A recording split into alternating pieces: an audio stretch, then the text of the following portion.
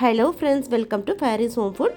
இன்றைக்கி பீர்க்கங்காய் பொரியல் தான் எப்படி செய்யலான்னு பார்க்க போகிறோம். இதில் நார் சத்து அதிகமாக இருக்கிறதுனால மலச்சிக்கல் பிரச்சனை வராமையே தடுக்கும். முக்கியமாக இந்த பீர்க்கங்காய் ஸ்கின்னுக்கு ரொம்பவுமே நல்லது. ஸ்கின் ப்ராப்ளம் இருக்கிறவங்க இந்த பீர்க்கங்காய் தாராளமாக எடுத்துக்கலாம். உடம்புக்கு ரொம்ப நல்லது. ஹெல்த்தியான இந்த மாதிரி காய்கறி சாப்பிட்டாவே நம்ம ஸ்கின்னுக்கு கண்ணுக்கெல்லாம் ரொம்பவுமே நல்லது. வெயிட் லாஸ் பண்ணணும்னு நினைக்கிறவங்க இதில் நீர் சத்து அதிகமாக இந்த பீர்க்கங்காயில் இருக்கிறதுனால கண்டிப்பாக இதை எடுத்துக்கோங்க. வெயிட் லாஸ் ஆகும். எல்லா சத்தும் இருந்த இந்த பீர்க்கங்காய் பொரியல் எப்படி செய்யலான்னு பார்த்துலாமா? வீடியோக்குள்ளே போய் பார்க்கலாம்.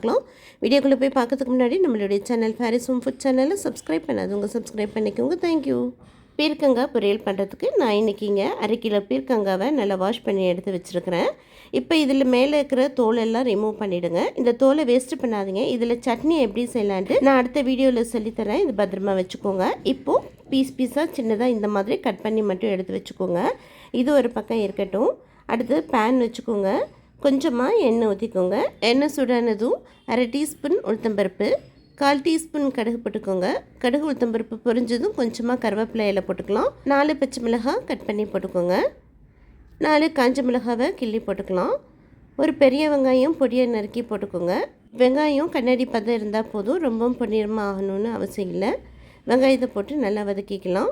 இப்போ 1/4 டீஸ்பூன் மஞ்சள் தூள், 1/2 டீஸ்பூன் வெறும் மிளகாய்த்தூள் போட்டுக்கோங்க. மிளகாய்த்தூள் வேண்டான்னா நீங்கள் ஸ்கிப் பண்ணிக்கலாம்.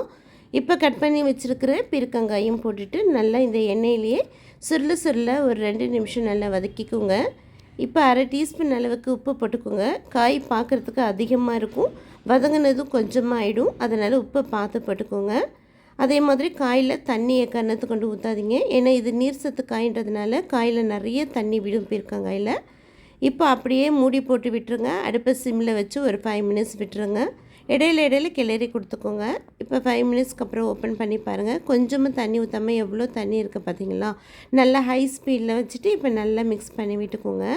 இப்போ முட்டை ஊற்றுறதுக்கு கொஞ்சமாக வழி விடுங்கன்னு சொல்லி இடத்த ஒதுக்கிக்கோங்க.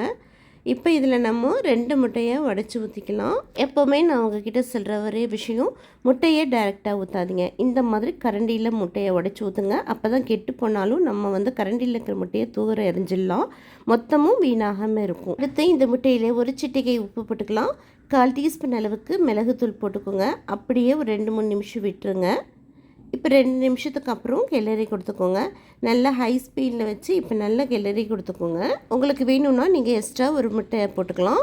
நான் இன்றைக்கி இந்த 1/2 கிலோக்கு 2 முட்டை போதுன்னு விட்டுட்டேன். எக்ஸ்ட்ரா ரொம்ப முட்டை அதிகமாக போட்டால் அப்புறம் அது முட்டை பொடி மாசாக இருக்கும், பீர்க்கங்காய் பொரியெல்லாம் இருக்காது.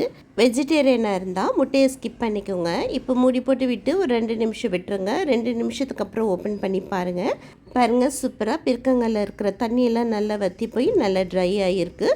அவ்வளோதாங்க, சூப்பராக பீர்க்கங்காய் முட்டை பொரியல் ரெடி. ரொம்ப நல்ல டேஸ்ட்டாக இருக்கும். வாங்க இதை ஒரு பவுலுக்கு மாற்றிக்கலாம். ஒரு சுட அப்படியே வெறுமென ஒரு தட்டில் வச்சு சாப்பிடுங்க. ரைஸ் கம்மி பண்ணிவிட்டு இந்த பீர்க்கங்காய் பொரியலை நிறைய வச்சு சாப்பிடுங்க. கண்டிப்பாக வெயிட் லாஸ் ஆகும், ஸ்கின்னுக்கும் ரொம்ப நல்லது. சாதத்துக்கும் அப்படியே ஒயிட் ரைஸில் வச்சு பரட்டியும் சாப்பிடலாம். சாம்பார் சாதம் கறி குழம்புக்கும் வச்சு சாப்பிட்றதுக்கும் அவ்வளோ சூப்பராக இருக்கும். கண்டிப்பாக ட்ரை பண்ணி பாருங்கள், மிஸ் பண்ணாதீங்க.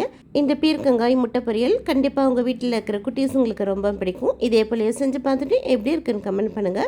இந்த வீடியோ பிடிச்சிருந்ததுன்னா மறக்காமல் லைக் பண்ணுங்கள், ஷேர் பண்ணுங்கள், சப்ஸ்கிரைப் பண்ணுங்கள். தேங்க்யூ ஃபார் வாட்சிங். பாய்.